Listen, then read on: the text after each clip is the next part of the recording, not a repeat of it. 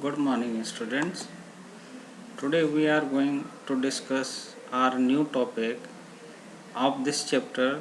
The name of chapter is coal and petroleum. The next topic of today's lecture is petroleum. Actually, petroleum is made of two words. Petra, Petra means rock, and oleum. Oleum means oil.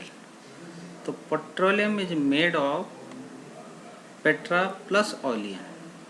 Now see, in car, scooter, motorcycle, these all vehicles run by the petrol, right? Whereas bus, truck, tractor, uh, generator, these runs by the diesel. These products are petroleum. Petrol and diesel are obtained from the natural resource called petroleum. ठीक है ना, petroleum से ही petrol और diesel मिलते हैं. Petroleum जैसा मैंने कहा दो वर्ड से बना है. The word petroleum is derived from two words petra, petra means rock, and oleum oil, as it is mined from between the rocks under the earth. जो अर्थ के अंदर रॉक्स होती हैं उनके बीच से माइन करके निकाला जाता है ना. तो इसलिए जो है यहाँ पे पेट्रा को यूज किया गया word, right. Now story of petroleum.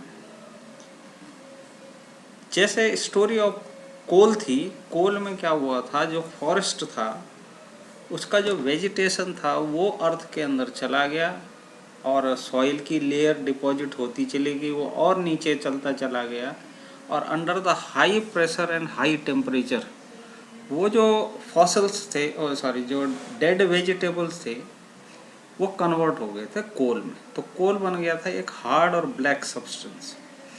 Same चीज़ अगर हम अंडर द सी देखें तो पेट्रोलियम प्रोडक्ट्स जो हैं वो सी यानी समुद्र के जो लिविंग ऑर्गेनिज्म है उनसे बना होता है.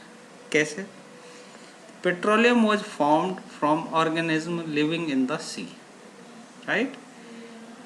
जब ये डेड हो जाते हैं तो इनके ऊपर डिपॉजिट हो जाती है सैंड एंड क्ले और उसकी लेयर जमती चली जाती है. ये बात हो रही है अंडर द सी. कोल में सी का जिक्र नहीं था, केवल लैंड का जिक्र था. Over millions of year, absence of air, high pressure and high temperature transform the dead organism into petroleum and natural gas. तो क्या हुआ, कई सालों पहले जो लिविंग ऑर्गेनिज्म थे सी के, समुद्र के, वो डेड हुए. डेड होने के बाद उन पे लेयर डिपॉजिट होती चली गई सैंड और क्ले की. क्योंकि जब सैंड और क्ले की लेयर जम जाती है तो वहाँ पे एयर पास नहीं हो पाती. ऊपर से लेयर पे लेयर चलती चली जाएगी तो एक हाई प्रेशर क्रिएट होगा, एक हाई टेम्परेचर क्रिएट होगा, and these dead organism converted into petroleum products and natural gases, right.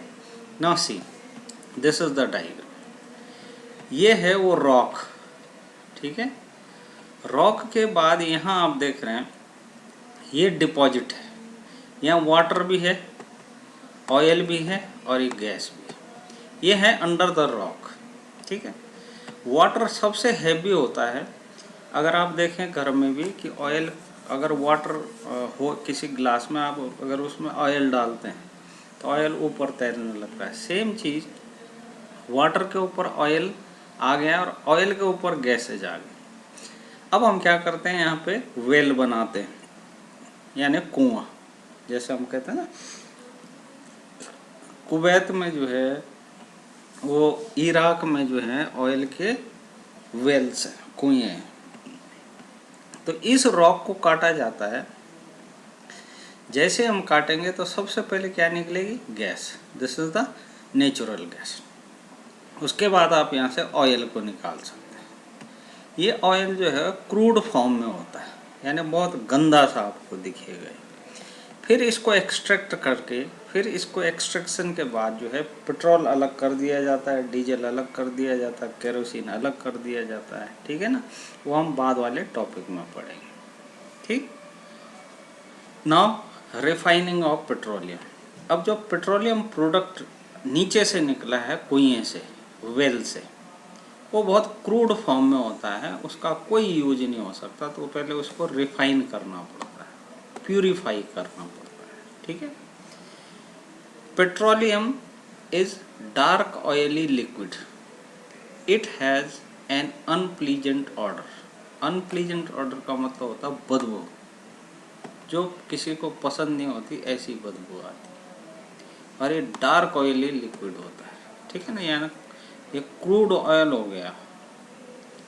Petroleum is mixture of various constituents such as petroleum gas, petrol, diesel, lubricant oil, paraffin, wax etcetera.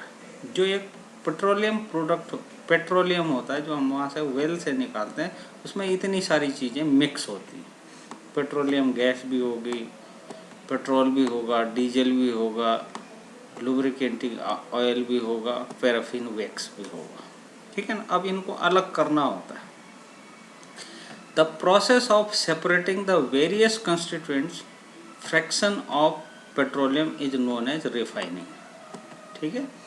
तो separation करने की जो process होती है, इन products को अलग अलग करने की जो प्रोसेस होती है, उसे कहा जाता है refining. It carry out in petroleum refinery. जो पेट्रोलियम रिफाइनरी होती है वहाँ पे इस सब को परफॉर्म किया जाता है कि हम पेट्रोलियम प्रोडक्ट्स देते हैं, वहाँ से रिफाइनरी से जो है वो रिफाइंड होकर आता है, पेट्रोल अलग, डीजल अलग, पेट्रोलियम गैसेज अलग, ठीक है। Now this is the constituent of petroleum and their uses. ये चीज़ें होती हैं पेट्रोलियम में। सबसे पहले बात करते हैं पेट्रोलियम गैस की। ये लिक्विड फॉर्म में होता है, ये है एलपीजी, जो हमारे घरों में फ्यूल के लिए फ्यूल की तरह यूज किया जाता है, या इंडस्ट्रीज में फ्यूल की तरह यूज किया जाता है। एलपीजी आप जानते हैं लिक्विफाइड पेट्रोलियम गैसेज होती है, ठीक है। दूसरा कंस्टिट्यूएंट होता है पेट्रोल। पेट्रोल से चलती हैं motors, aviation, solvent for dry cleaning. अब ड्राई क्लीनिंग जहाँ होती है वहाँ भी पेट्रोल यूज किया जाता है उसको ड्राई क्लीन करने के लिए। अगला होता है केरोसिन। आपको पता है स्टोव के अंदर जो फ्यूल होता है या लैम्प के अंदर जो फ्यूल होता है, जेट एयरक्राफ्ट में जो फ्यूल होता है, वो हम केरोसिन यूज करते हैं, ठीक है ना। स्टोव और लैम्प का आप अच्छे तरीके से जानते हैं कि किस तरीके से यूज किया जाता है। फोर्थ है डीजल। डीजल हैवी व्हीकल्स के लिए होता है, जैसे ट्रक हो गया, जैसे बस हो गई, जैसे ट्रैक्टर हो गया, ठीक है। और इलेक्ट्रिक जनरेटर्स में आपने देखो जब लाइट ज़्यादा जाती है तो जनरेटर्स चलते हैं, तो उन जनरेटर में डीजल को यूज किया जाता है। नेक्स्ट है लुब्रिकेटिंग ऑयल। ये लुब्रिकेशन के काम में आता है। कहीं पे ज़्यादा फ्रिक्शन हो रहा हो मशीन्स वगैरह में, तो लुब्रिकेटिंग ऑयल यूज किया जाता है। अगला है पैराफिन वैक्स। पैराफिन वैक्स आपने कैंडल देखी होगी, है ना, या वेस्लिन यूज करते होंगे, तो पैराफिन वैक्स यूज किया जाता है। कल हमने एक चीज़ और कही थी, विटामिन। विटामिन क्या होता है, आजकल रोड की जो सरफेस है वो तारकोल से नहीं की जाती बल्कि विटामिन से की जाती है। कई सारे जो पेंट्स हैं वो भी विटामिन से बनाए जाते हैं, ठीक है। नेक्स्ट है natural gas. Natural gas is a very important fossil fuel because it is easy to transport through pipes. और जब सबसे ऊपर वाली लेयर थी पेट्रोलियम से भी ऊपर, पहले वाटर था, फिर पेट्रोलियम था, उसके ऊपर गैसेस थी, उसे कहा जाता है नेचुरल गैस। ये सबसे पहले निकलती है जब आप वेल बनाते हैं, ठीक है। ये अच्छा इसलिए है क्योंकि ये जो है पाइप के थ्रू एक जगह से दूसरी जगह तक पहुंचाया जा सकता है। डीजल पेट्रोल नहीं पहुंचाया जा सकता, पेट्रोलियम नहीं पहुंचाया जा सकता पाइप के थ्रू, लेकिन नेचुरल गैस को आप इजीली एक जगह से दूसरी जगह ट्रांसपोर्ट कर सकते हैं थ्रू पाइप, ठीक है। अब आपने बहुत फेमस नेचुरल गैस का नाम सुना होगा, सीएनजी, कंप्रेस्ड नेचुरल गैस, ठीक है ना। ये होती गैस है लेकिन इसे सिलेंडर में भरा जाता है। हाई प्रेशर पे जब इन गैसेज को रखा जाता है, जब प्रेशर बहुत ज़्यादा हाई कर दिया जाता है तो ये लिक्विड फॉर्म में आ जाता है, ठीक। सीएनजी को आजकल हम यूज करते हैं पावर जनरेशन में और ट्रांसपोर्ट व्हीकल्स में। आपने देखा होगा सीएनजी स्कूटर्स होते हैं, सीएनजी कार होती है, सीएनजी 3 व्हीलर्स होते हैं।